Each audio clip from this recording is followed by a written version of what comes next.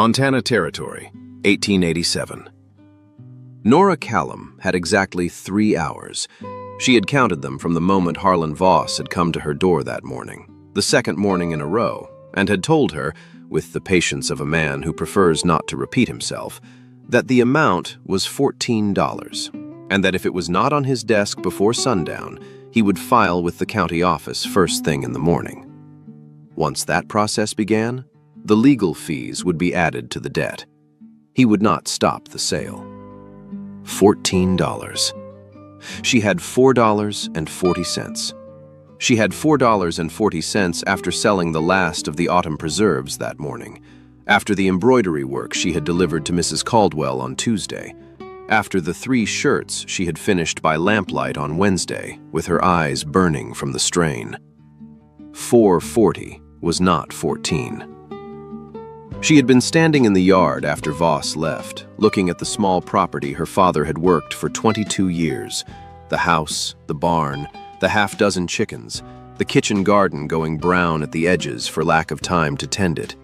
And she had understood, with the clear, cold understanding that comes when you have run out of alternatives, that there was one thing left. Hope was in the paddock. The white horse lifted his head when she walked over and pushed his nose into her shoulder the way he had since he was 2 years old, when her father had brought him home and said, "This one is for you, Nora. He'll take care of you when I can't." Her father had been dead for 14 months. Hope had been taking care of her since. Her father had also taught her to keep the farm ledger before he taught her to saddle a horse.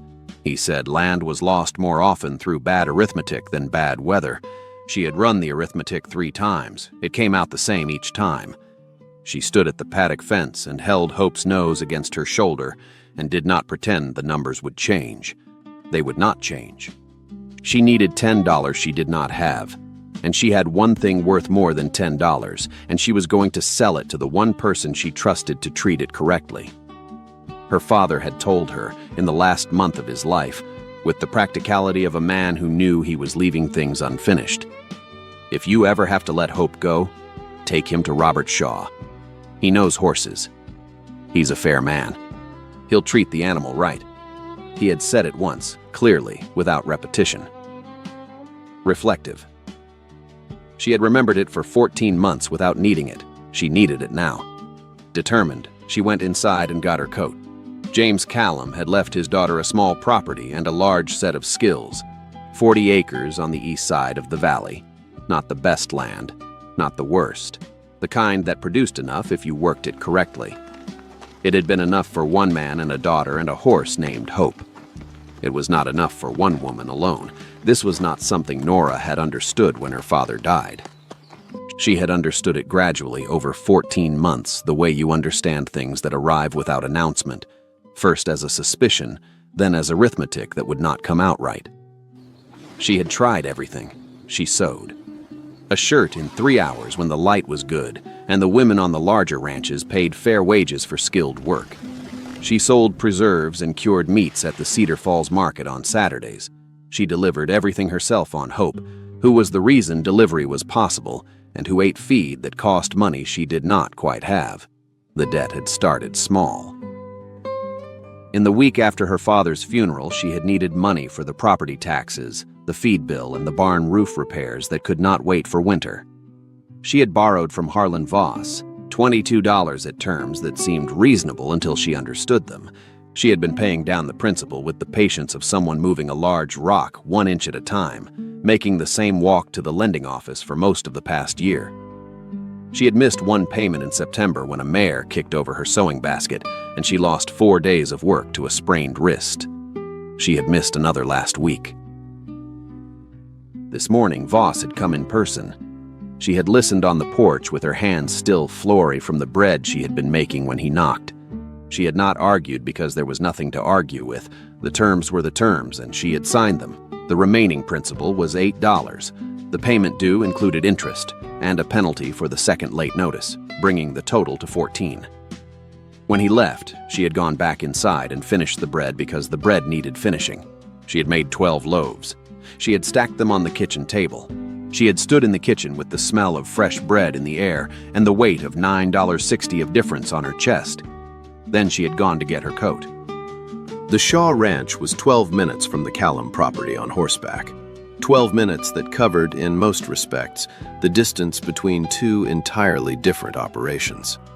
500 acres of the best valley land. A main house that was solid and larger than necessary.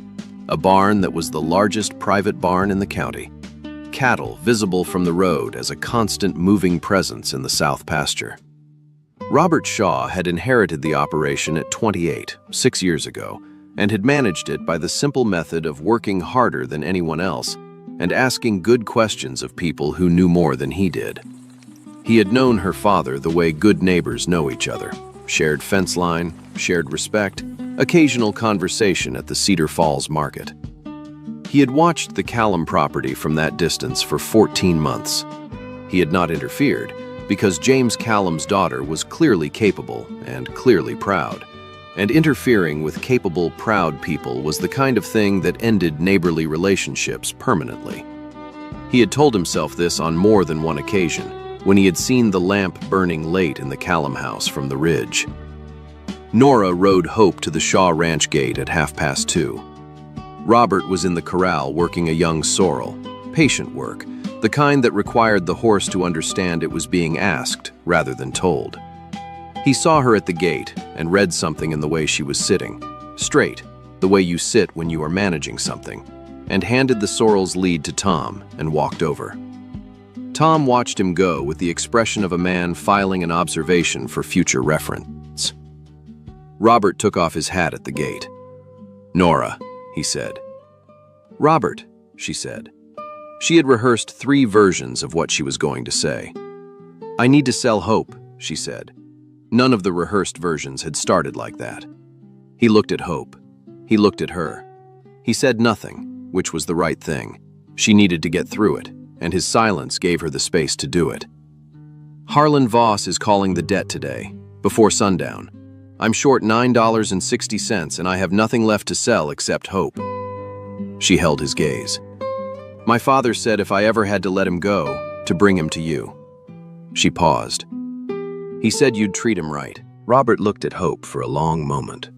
The white horse was watching him with the calm attention of an animal taking a thorough measurement. "How much do you need?" $10, she said. "That covers the gap and gets me through the month." She held her chin level. "I know what he's worth. I know $10 is not what he's worth. But it's what I need, and it's what I'm asking." Robert Shaw looked at this woman at his gate on a Monday afternoon and thought about 14 months of a lamp burning late from the Callum Ridge, and a man who had once told him, not as a suggestion, but as a statement of fact, that his daughter was the most capable person on either side of their fence line. He put his hat back on. "Come inside," he said. "We need to talk about something other than a sale." She followed him because there was no better option available. He held the door. She sat at the kitchen table. Her legs were more tired than she had acknowledged on the ride over. He made coffee. She did not refuse it. She looked around the kitchen while the coffee came to temperature. The pantry was organized by someone who understood ranching but not provisioning. Bulk supplies in the wrong order. No system for rotation. Flour stored next to kerosene, which was a fire risk and also simply wrong. She filed this and looked back at the table. "You're short $9.60, he said. "Yes." "And the remaining principal after you pay today is $8. Monthly payment is $2. "Yes." He sat across from her. He drank his coffee. He went still in the way she recognized from the Cedar Falls market, the way he went when he was calculating something he intended to get right. "I'm not looking for charity," she said. "I know that," he said. "I'm not offering charity." He held her gaze. "I'm looking for someone who can manage the household operation here. The accounts, the provisions, the scheduling. My housekeeper left in August. I have 5 men and no system for anything that happens inside this house." He looked at the pantry, which she had already assessed. "The position pays $3 a week. You'd keep your own property.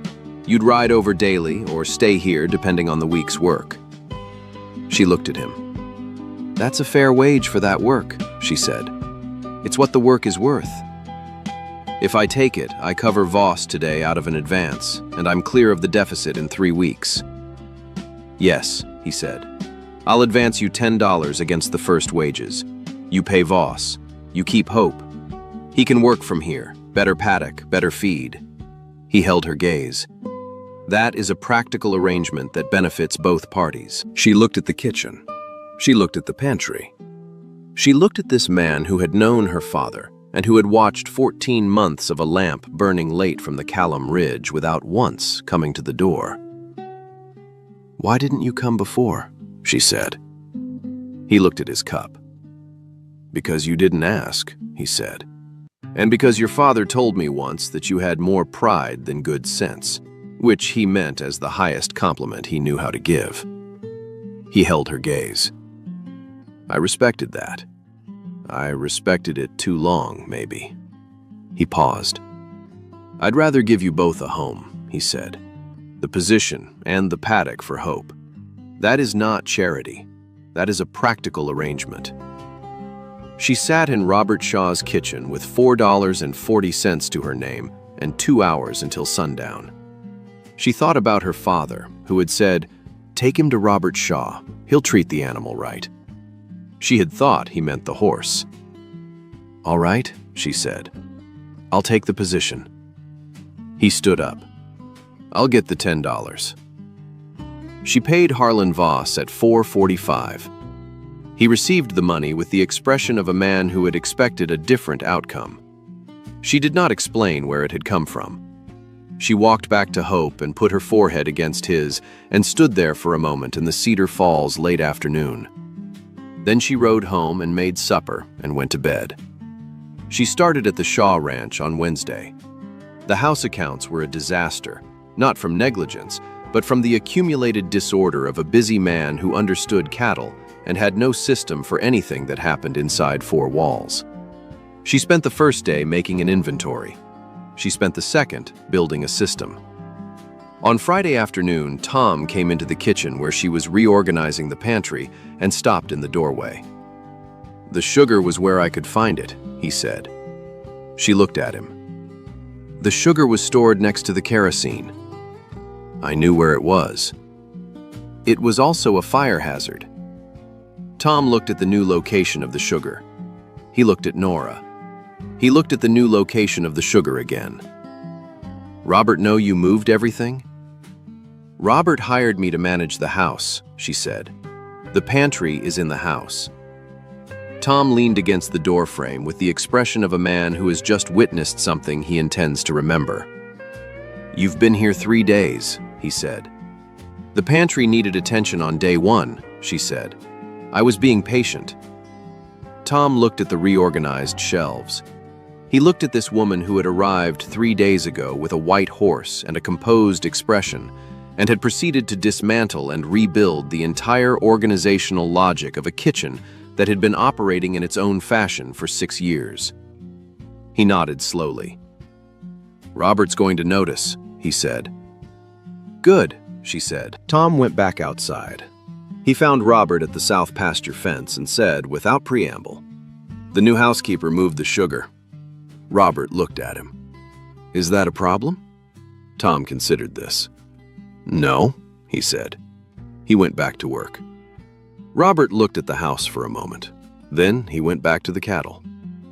That evening, when he came in for supper and could not immediately locate the flour, he stood in the kitchen doorway and said nothing, because Nora was at the stove and the kitchen smelled like fresh bread, and he understood, in the specific way of a man who has been eating his own cooking for 6 years, that this was better and that the flour question could wait. She told him about the overpayments on Friday. She had been expecting a reaction. She was not sure which kind.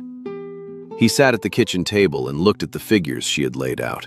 3 suppliers, 6 months, $11.40 in overpayments, with the expression of a man reading something he wishes he had known sooner and is trying not to show it.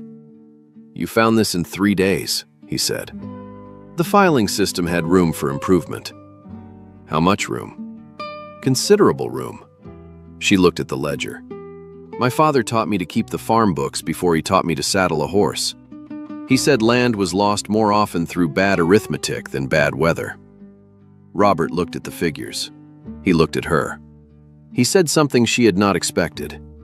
He said that about you. She looked at him. About me, specifically? The last time I spoke to your father, Robert said. He looked at the ledger. About a month before he died. He said. He stopped. He picked up the pencil she had laid beside the figures. He set it down again. He said the Callum farm would survive him because Nora kept better books than he did. He held her gaze. I thought he meant it as comfort. I am beginning to think he meant it as information. Nora looked at the ledger. She thought about a man who had kept the farm books and the fence line and the horse and the last instruction all in the same careful part of his mind. She thought about 14 months of managing on her own. She thought about $11.40. I've written to the 3 suppliers, she said. You should have corrections by the end of the month. Robert looked at the figures one more time. Then, $3 a week, he said. Is that still the agreed rate? It's what you offered, she said. It's not enough, he said, for what you're doing here. She held his gaze. We agreed $3, she said. We can renegotiate. Robert, she said, don't change the terms. He looked at her. She held his gaze. I need to know what the terms are, she said. He understood what she meant, that she needed the arrangement to be what it was until she understood what else it might be. He nodded. $3, he said, as agreed. He went back to the cattle. She went back to the ledger.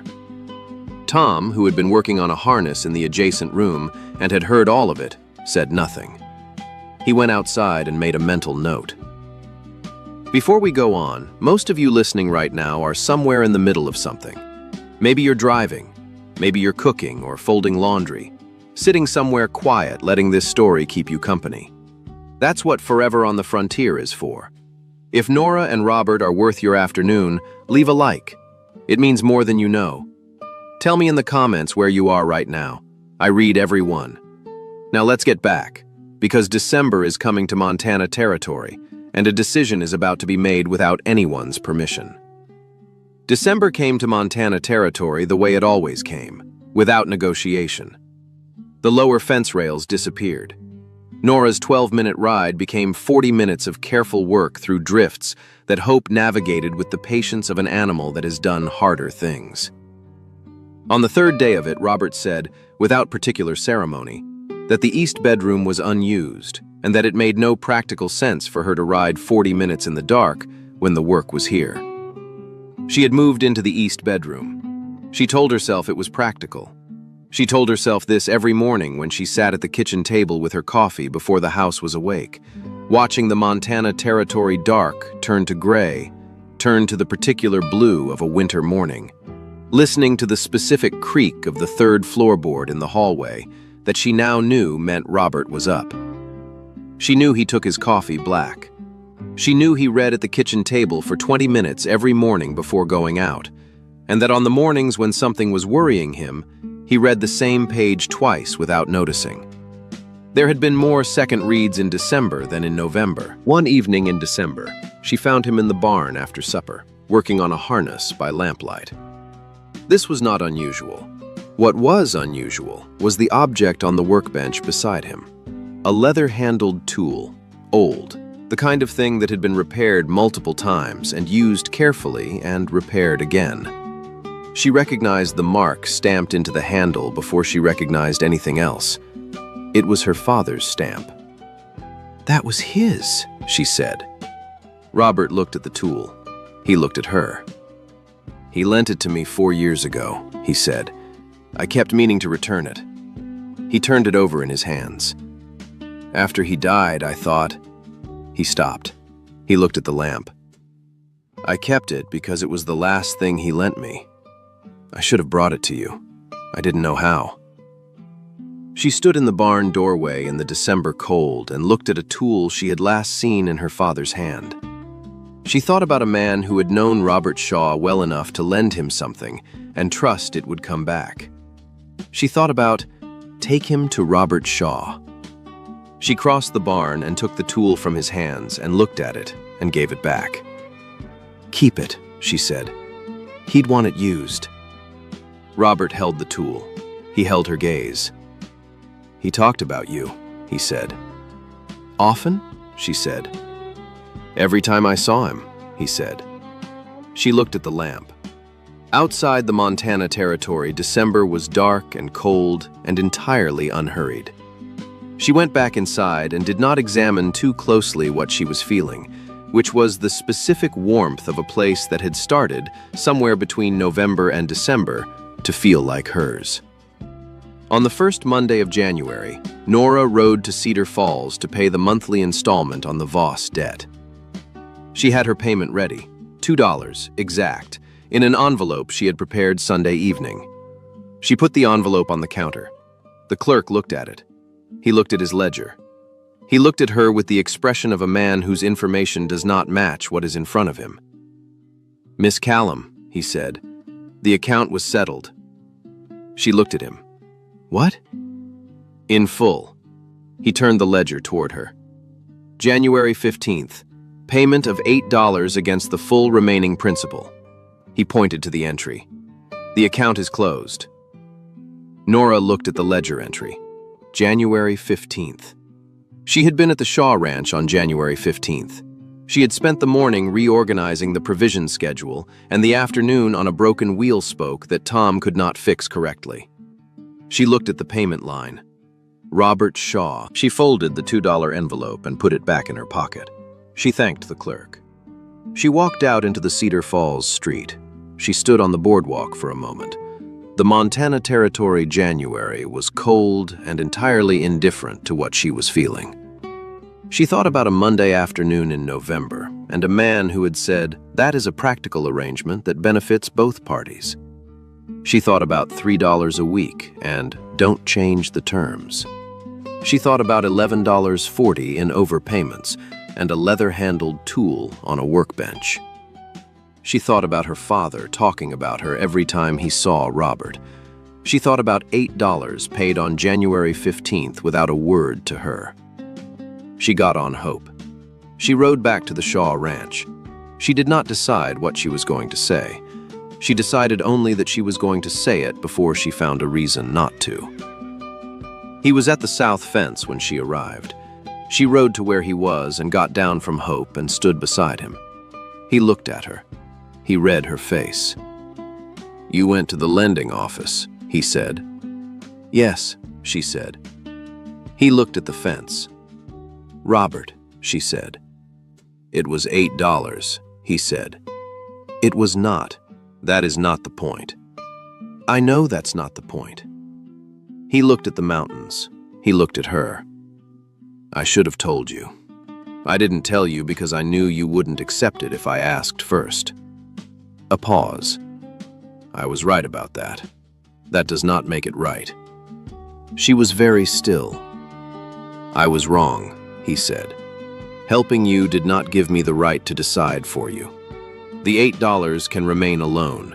You can repay it through wages, or I can ask Voss to reverse the entry and we settle it another way. You choose. Those are the options, and they are all genuinely on the table." She looked at the fence.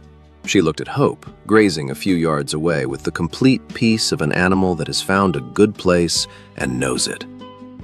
"That," she said, "is the first thing you have said today that sounds like respect." He held her gaze. "Yes," he said, "I know. I am better at solving problems than explaining them. I am working on the explaining." He paused. "I am not naturally good at it." She almost smiled. Not quite. "Why?" she said. "Because you dislike talking?" "Because when I care about something, I tend to act instead of speak," he said. "It is a consistent failing."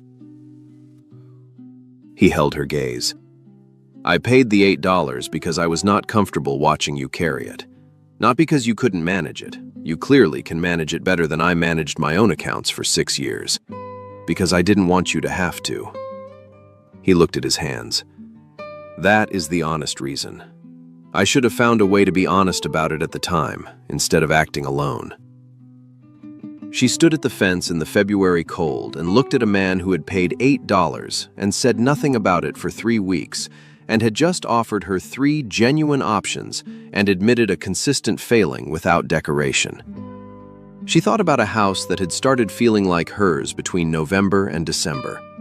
She thought about a tool on a workbench and second reeds, and a lamp burning late seen from a ridge. She thought about her father, who had said, "Take him to Robert Shaw, he'll treat the animal right." She had thought he meant the horse. "Give me until Sunday," she said. "Not to decide whether I care for you.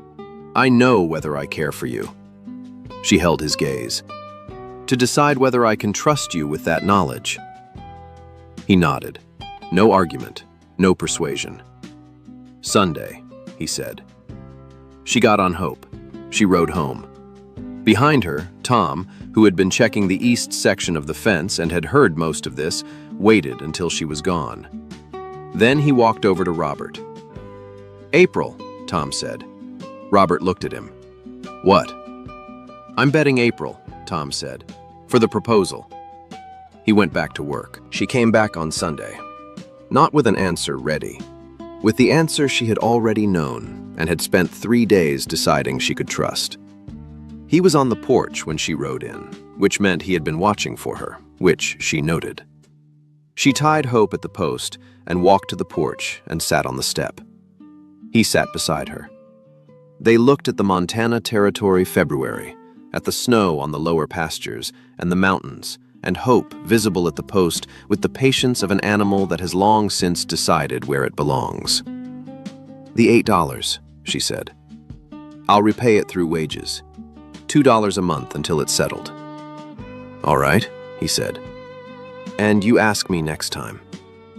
"Yes," he said. "I will." She looked at Hope. "My father knew you," she said. "He trusted you with his tool and his horse and his last instruction." She held Robert's gaze. "I have been trying to understand what he knew that I didn't." She paused. "I think I understand it now." Robert looked at her with the direct eyes that had always been honest. "What did he know?" he said. "That you solve problems before you explain them," she said. "And that you are working on the explaining." She held his gaze. "He also knew that I have more pride than good sense, which means I need someone who will be honest with me even when I don't want to hear it." She paused. "You were honest on Friday. That mattered." He looked at Hope. He looked at her. "Nora," he said. "Yes." "I would like to court you," he said. "Properly." "I know," she said. "I'll let you." She almost smiled. He saw it. "But Robert," she said. "Yes." "Next time you want to do something for me," she said, "ask me first." "Yes," he said. "I will." They sat on the porch in the February cold, and Hope lifted his head from the post and looked at them both, and then went back to waiting, because he had known since November how this was going to go. March came to Montana Territory with the relief of something that has been away too long. The snow pulled back. The creek ran high. Hope moved through the early green with the enthusiasm of a horse that has been waiting for exactly this since October. Robert courted her the way he did most things, practically and without performance. He brought wildflowers once, in March, with the slight discomfort of a man who knows the gesture is correct and is not entirely sure of the execution. She had put them in the window above the kitchen sink without mentioning it. He tried to tell her the dress she wore on Easter Sunday suited her. "That dress suits you," he said. "The dress? The color. Only the color?" He looked toward Tom, who was standing near the barn door. Tom immediately found something to do in the other direction. Robert looked back at Nora. "The dress suits you," he said again, which was not an improvement but was honest, and she understood that this was how he operated and found it, on balance, considerably more valuable than a man who said the right things easily. On an April evening, she was making supper when Robert came in from the south pasture with the specific quality of a man who has decided something and is not going to wait any longer. He sat at the kitchen table. He looked at his hands. He looked at her. "I used to think this house was quiet because I preferred it that way," he said. "Now I know it was only waiting for someone whose absence I would notice." She stopped stirring. She turned around. He was looking at her with the direct eyes that had been honest since November. "Nora Callum," he said, "will you marry me?" It was not a question. It was the only remaining honest statement. She walked to the table. She sat across from him. She put her hands on the table. He put his over them. "Yes," she said, simply, the way she said everything that mattered. They married in June, in the Cedar Falls Church on a Saturday, with the Montana Territory summer outside, the valley green from snowmelt, the mountains clear. The whole of Cedar Falls came. Tom was in the third row. He had been there since the morning, which was the row a man occupied when he had a stake in the proceedings and wanted a clear view. Nora wore a dress she had made herself, cream linen, simple, practical enough to be worn again, because she was still Nora Callum, and Nora Callum did not make things that could only be used once. Robert wore his good shirt. He had one good shirt. He wore it with the slight discomfort of a man who prefers work clothes and is willing to be temporarily uncomfortable for important occasions. Before the ceremony, in the small room at the back of the church where Nora was waiting, Robert had knocked on the door and come in with something in his hand. It was her father's leather-handled tool, cleaned and oiled and wrapped in a piece of cloth. "He left it with me," Robert said. "It should go back to the Callum property." Nora held it for a moment. She looked at the stamp on the handle. She looked at Robert. She thought about a man who had known this man well enough to lend him something and trust it would come back, and who had also known him well enough to send his daughter to his gate with a horse and a price, and a last instruction that meant more than its words. She handed the tool back. "Keep it," she said. "Between the two properties, it'll get more use." He held it. He looked at her. He said nothing, because there was nothing to add to that. After the ceremony, outside the church in the June afternoon, Tom appeared at Robert's side. "April 23rd, Tom said. "I won by 7 days. Robert looked at him. "You bet April." "I bet before May," Tom said. "April 23rd is before May." "That is, technically." "A win," Tom said. He held out his hand. Robert looked at it. He reached into his pocket and gave Tom a silver dollar.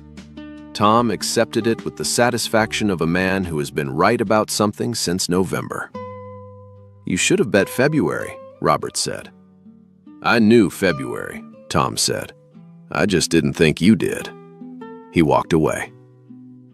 Robert looked across the churchyard at Nora, who was standing with the Reverend's wife and laughing at something, with her copper hair loose in the June light, and the dress she had made herself, and the expression of someone who has arrived somewhere she intended to arrive. He thought about a gate in November, and a white horse, and a woman who had named a price that was not what the horse was worth, because it was what she needed. He thought about his father, who had been a fair neighbor to James Callum for 30 years. He thought about a lamp burning late, seen from a ridge, and a tool on a workbench, and second reeds. He walked across the churchyard to his wife. The Callum property did not go to auction. This was Nora's decision, and Robert had not argued. The 40 acres were hers, her father's work, and her own 14 months of holding it together, and she was not going to let them go because she had married someone with 500. The properties ran alongside each other the way neighboring operations ran, with the practical cooperation of two people who understood the same land and had separate claims on different parts of it. Hope had the run of both. He took advantage of this comprehensively, and on one occasion removed Tom's hat from the fence post and was found with it in the south pasture, showing no remorse. Nora continued managing the Shaw Ranch accounts. By the end of the first year, she was also managing the books for 2 neighboring operations. She charged fair wages. She did not undercharge. Robert ran the 500 acres with the same patient attention he had always brought to it, understanding that the land gave back what you gave it, which was also how he understood most things. On an evening in the second spring, sitting on the porch in the last light, Nora looked at Hope grazing in the near pasture and thought about a Monday afternoon in November with 2 hours until sundown and $4.40 and a white horse she had ridden 12 minutes to the one man her father had trusted. She thought about $10 that had become an east bedroom and a pantry reorganized and a tool on a workbench and wildflowers in a kitchen window. She thought about her father, who had left her a property and a horse and one instruction. He had not said, "Robert Shaw will give you a home." He had not said, "Robert Shaw is the man you are going to marry." He had only said, "He'll treat the animal right." She thought about how right her father had been, about the horse, and about everything else. Robert came out with 2 cups of coffee. He sat beside her. He handed her cup. She held it. Hope lifted his head from the grass and looked at them with the calm assessment of an animal that has known since November exactly where it belongs, then went back to grazing. "Robert," she said. "Yes." "My father knew," she said. He looked at Hope. He looked at her. "Yes," he said. "I think he did." She held her coffee in the Montana Territory spring evening and looked at everything her father had left her: the property, the horse, the last instruction, and the man the instruction had led her to, and thought, he never wasted a word, not one.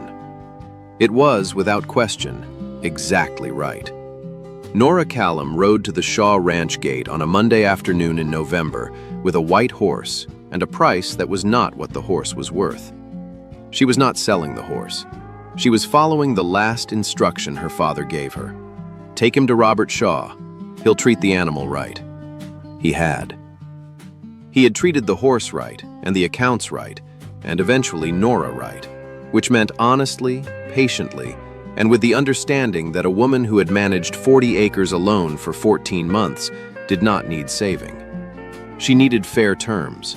She needed the terms to stay what they were until she was ready for them to be something else. She needed someone who would admit a consistent failing and offer 3 genuine options and ask next time. That is what love looks like when it is honest. Not rescue, not deciding for someone because you care about them. Partnership. And a horse named Hope who knew before either of them did. May God bless each and every one of you who listened today. Until next time, keep riding.